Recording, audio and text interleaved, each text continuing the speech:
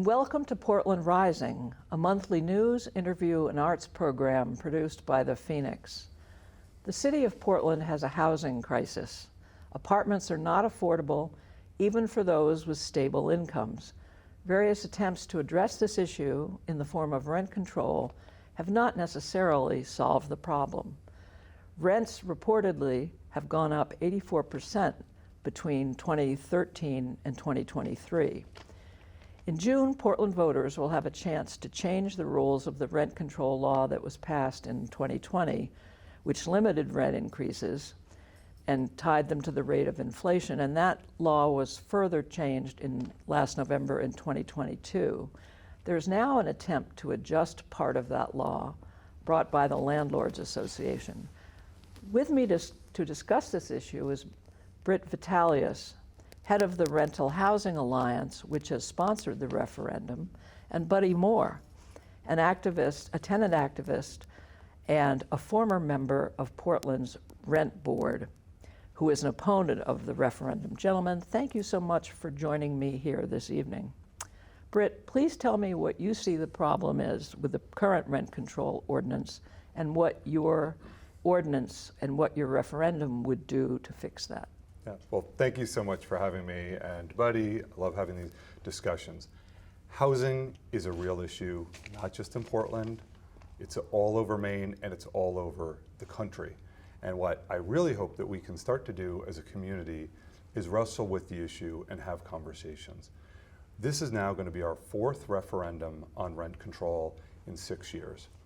This is no way to make housing policy, and I recognize that it's ironic that we're even bringing forward this question by referendum, because we've been against referendums as a way to address housing solutions at all. But it's the only option we have because of Portland's very quirky referendum ordinance, which once something passes, even the council cannot change or amend the language. So what's happened is back in 2017, Portland rejected the idea of rent control 2-1. We had a lot of great community discussions about it. The affordable housing community came out against it and recognized that it was not the right solution.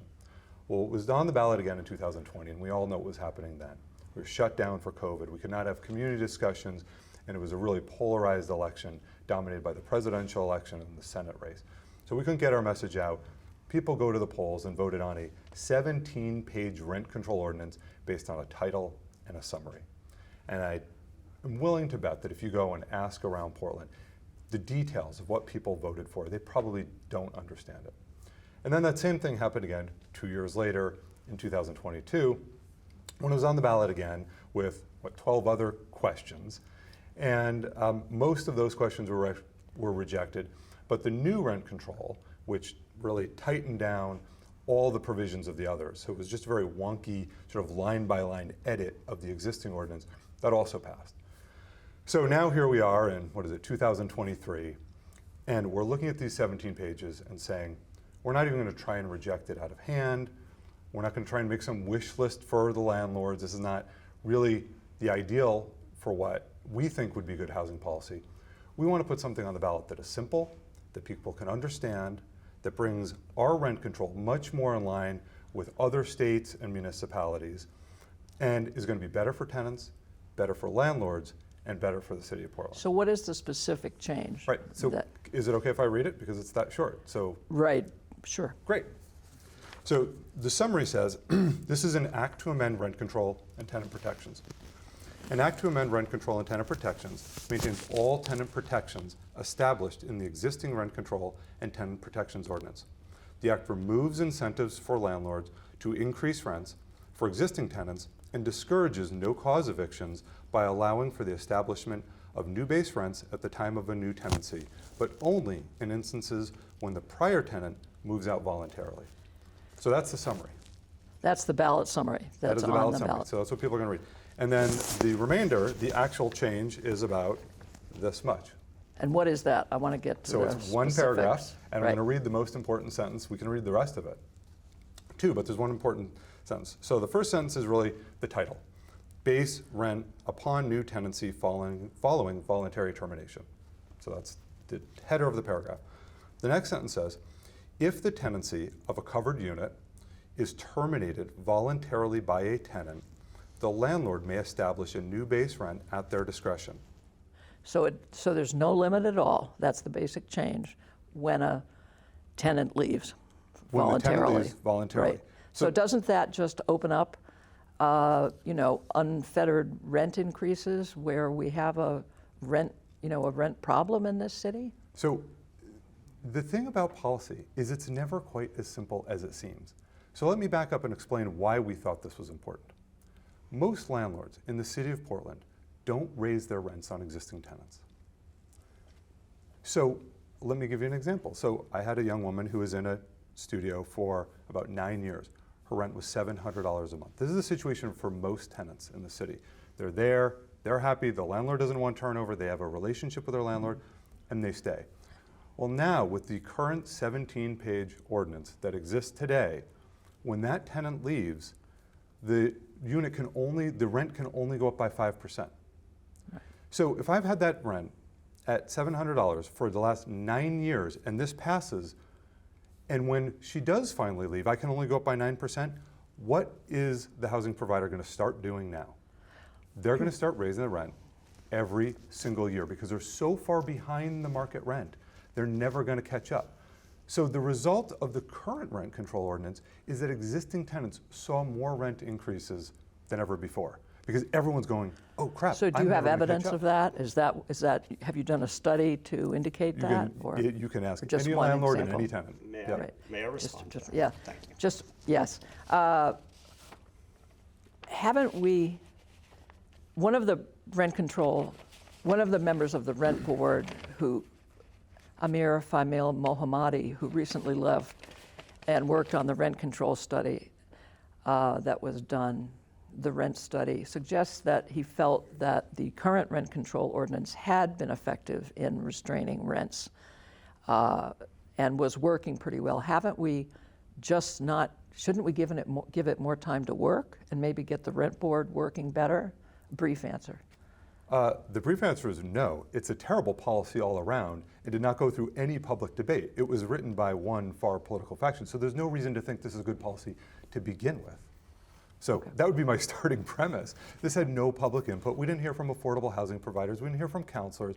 We didn't hear from landlords. One group wrote it. I would say the same thing if it came out of the far right. This was not a community-based solution. Okay. Buddy, what's your response to all this, and what's your specific examples of what's Sure. going on Sure. with your tenants you talk to? Sure. I mean, a lot to unpack there. I think, first of all, it did go through a public process. It was put forward through a democratic process in two incredibly high turnout elections, a presidential election and a gubernatorial election in 2020 and 2022. I would say that's a pretty public process. It's why we have the democratic system and the referendum system in the first place. But I kind of want to talk about the policy a little bit, right? Because this policy that's being put forward with question A, it's called the Vacancy D Control. And that kind of sounds like a wonky term, but really what it means is it's descriptive, right? It means that when a tenant leaves and a new tenant wants to move in, a landlord can raise rent as much as they want on the next tenant who's looking for housing. There are no limits in their proposal to what this amount is. There's no specifications. I mean, they don't even use government-provided affordability metrics for it, right? This same policy of vacancy decontrol has been pushed by massive landlord and real estate interests in other parts of the country and in Canada. And the data shows us that in those places, rent increased significantly more for decontrolled units than for units that are still subject to rent stabilization, and much, much more across the board, right? This initiative is at its heart a deregulatory measure.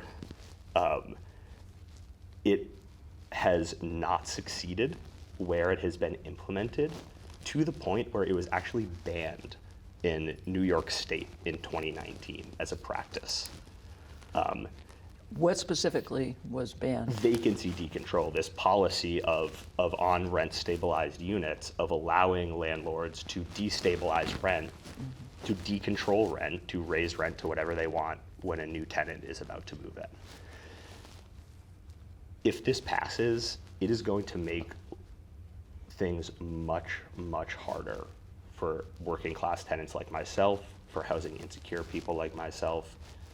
Every time we go to find a new place, it is going to be harder and harder to find affordable apartments in Portland.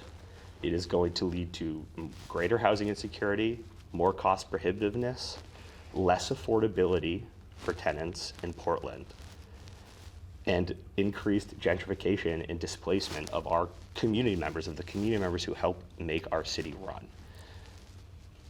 This policy is, like, I don't mean to be glib, but this policy is going to have really, really bad effects for folks like myself and my coworkers and my friends. We are in a housing crisis right now. The first thing we need to be doing to address this housing crisis is keep rents as low as we possibly can.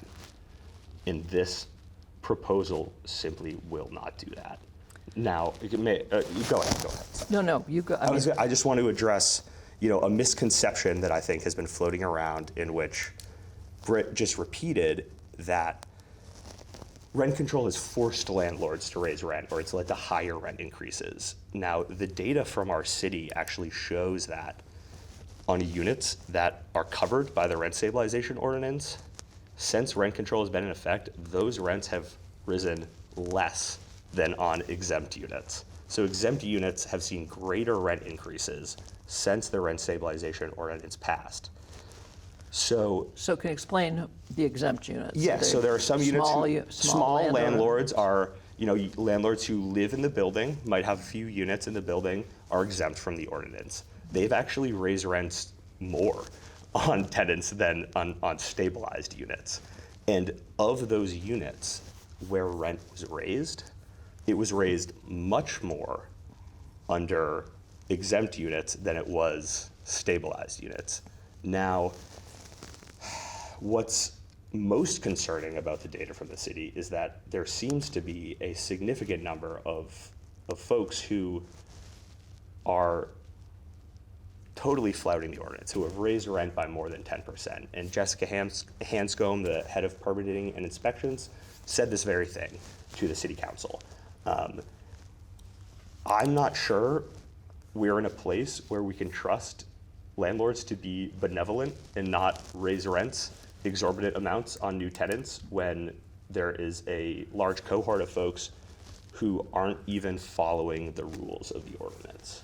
Well, then it's the city's job, if as the rent control ordinance exists now, to do a good job enforcing it and making the rent board work, and you're a former member of the rent board, and that doesn't seem to have happened. I think that in the new budget, there are a lot more seats for the Housing Safety Office, which is great, but I think a lot can be done to make the process function better. And as you were saying before, I think we need to be focusing our energy and our time and our resources on helping to make this process work better, because the data is showing that when people follow it, it is working, right? The data is showing us that rent increases are stable, predictable, and help tenants plan for the future. If question A passes, it's going to make it much harder. Like, I'm a person facing housing insecurity right now. I'm looking for a new apartment. And if my roommate is a single mom, and if this system was in place, if the system under question A was in place right now, it would be incredibly difficult for us to actually find something that's affordable in Portland, be incredibly difficult for us to stay in the city that we've lived in, that we contribute to, and it's just really important that we allow this ordinance to do what it's intended to do, which is keep rents low, which it is doing, and to keep people in stable living situations, in predictable living situations. Britt, how will the ability to raise rents up to the stratosphere, perhaps, how is that going to help deal with this problem that we all recognize is very difficult? Yeah, housing challenges, like so many, are really complex. They involve zoning, transportation, density, all the NIMBY issues. We have a big issue. And so the question is this going to get us where we need to go in the long run? Or is it something that seems like a Band-Aid? Oh, rents are going up, let's stop rents from going up. That seems simple. I'm sure we've never passed a policy that seems good in the short term but has bad long-term consequences. The fact that 90% of economists think rent control is bad may be relevant here. We need more housing. And we never had that debate as a community, which is this where we should be focusing our energy on ultimately solving the housing issue? Because usually when you restrict the ability of a market to function so completely, the market shrivels up. And I've received calls from developers who want to build more housing in the state. And they say, I am definitely not building it in Portland. They're going to go somewhere else. So they're building up in Freeport or Brunswick or Scarborough. There's a great deal of new housing that's been proposed in Portland, so Yeah. I'm not sure. So most of it that's going up, it was permitted before the Green New Deal. Not all, I don't think. There's a lot of new proposals, a So huge there are some Bayside proposals. proposal. They are not going to work unless they get exemptions to the Green New Deal, because you can't actually build what they want to build, because the DSA passed something called the Green New Deal, which was actually a housing bill. So I'd love to talk about democracy and how wonderful democracy is to make policy when you call something a Green New Deal and it's actually a housing policy. They need exemptions from the Green New Deal. I'm not sure how that's going to work. So they have a plan specifically for this for the Bayside enormous project. Bayside project. Yeah, they cannot do what they're trying to do. But people under the certainly are current- coming in to develop housing here in Portland. It's a very attractive Where else is that market happening? still. Where I don't see it. Yeah. I mean, that building that's going up right downtown was permitted before this. The stuff in Bayside was permitted before this. This is not going to work. We need to incentivize housing. And there are plenty of long-term studies, the Brookings Institute and others, that have looked at rent control and its effects in the long term. And its effects are, it produces less housing and creates a greater disparity between low income and upper income. So this solution, with right now, the 5%, the problem is, great, you can hold down the whole city. You can try and just suppress the whole city to say, even when that tenant leaves, they've been there for 20 years, you kept their rent down for 20 years, now you can only go up 5%. Thanks for being generous. We recognize that no one cares about the housing providers. That's fine. So they go up 5%. They're not going to maintain their building because they don't have any money to do that. They kept the rent low for 20 years. I can give you more examples if you'd like. They can rent to whoever they want. So the market is not mandating who they rent to. So Buddy's in the market. He's still competing with somebody from Brooklyn, with a doctor, and those subsidies of keeping the rents down may go to someone else. And so they're putting these costs on the backs of housing providers when this is a community issue. We didn't ask for this issue. We support more housing. We hate the NIMBYs who come out in all these towns, whether it's historic or zoning or traffic complaints or whatever. We need housing, and we need to have a productive conversation about this. But the unfettered market, got us into this. No. That is a gross misconception. The unfettered market works in the context of zoning. We should all go to a discussion on actual housing policy by people who study this. Zoning, height restrictions, the NIMBYs who come out and keep knocking down these projects that we see, that's how we get here. Markets work great. Housing is not functioning in a true market. So if we assume we're starting with great, pure capitalism, and then say, oh, well, it didn't work, we have to go to the other side. But most housing experts do not recommend rent control. They recommend increased density, better transportation. Those are the kind of solutions we should be looking at as a community. Okay, good. Buddy, what what has gotten to this place? Is it the marketplace, or I mean, what's look, your like, response? economics is a diverse field, right? Like 20 years ago, we were told raising the minimum wage is going to lead to layoffs across the board. We now know that's not true. It's a diverse field. It goes through paradigm shifts. There is a lot of research that shows that rent stabilization works for its intended purpose, and that is socioeconomic outcomes, right? It is about, like in my situation, that's exactly the problem, is that I have to compete in a market with people who make far more money than me.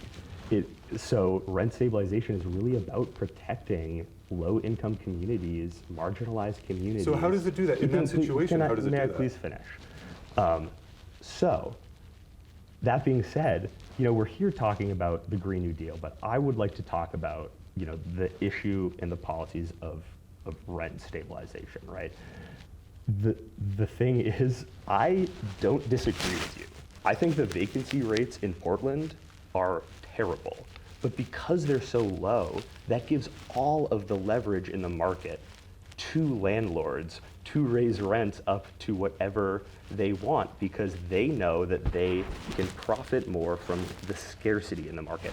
And I believe that we do need to build more housing. I am happy to sit down with folks at the RHA, other folks who want to push for zoning reform, to talk about how we get more money in the Jill Doosan Housing Trust, how we build abundant, affordable, deeply affordable social and public housing, how we can create a city that works for everybody, not just for the people who can afford to live the most expensive apartments and who can afford to live here, because we are in the middle of a housing crisis. Folks are being pushed out of this city because of cost prohibitiveness.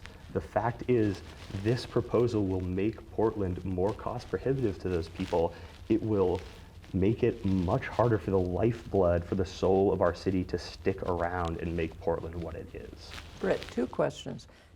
What is the proper role of the city and government to address a problem that we all acknowledge exists, in terms of trying to make sure that there is a diversity of housing options for folks, so that working class people, middle class people can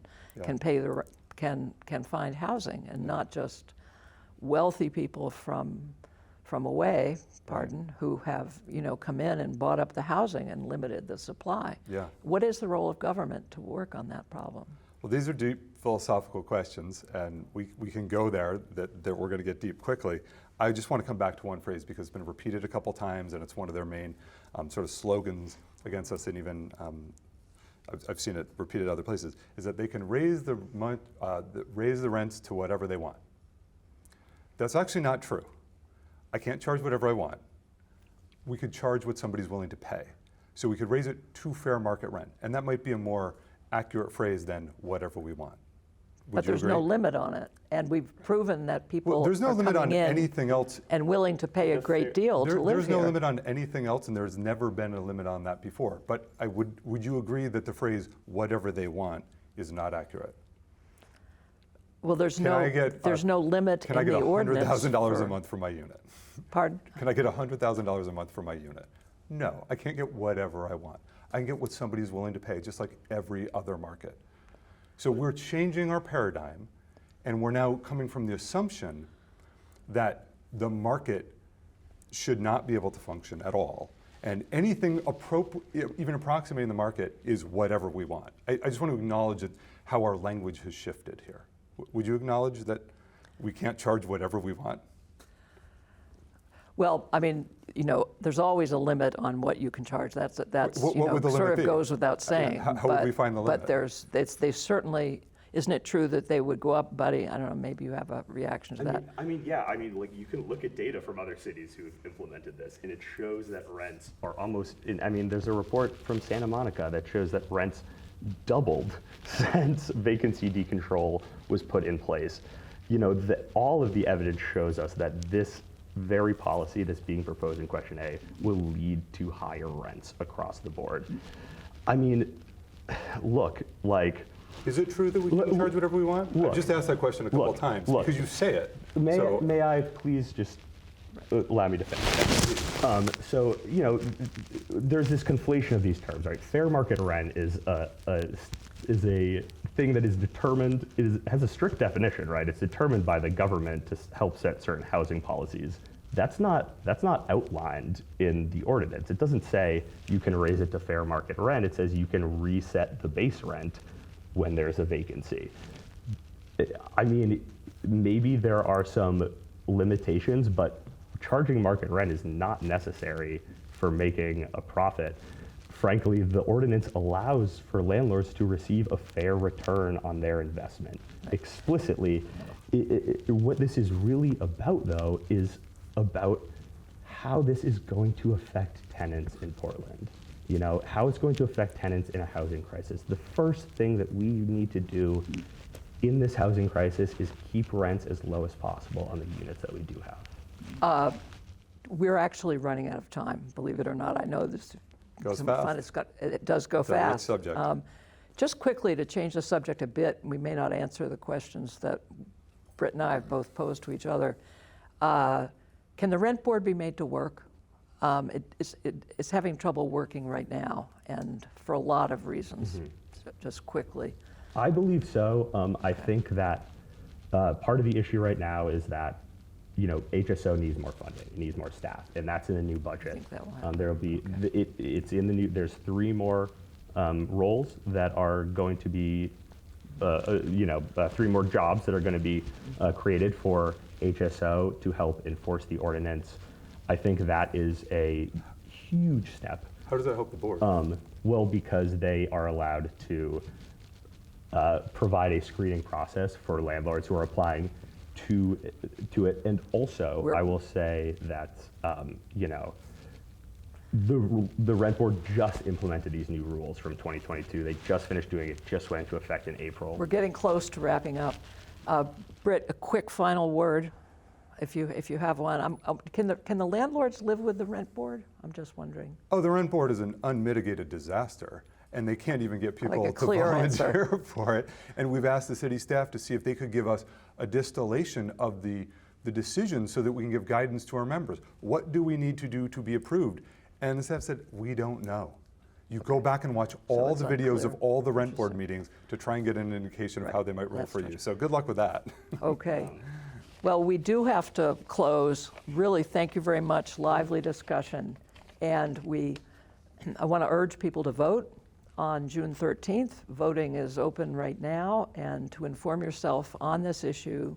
And I want to thank my guests, Buddy Moore, Britt Vitalius. Thank you so much for being here this evening and spending the time. Thank you.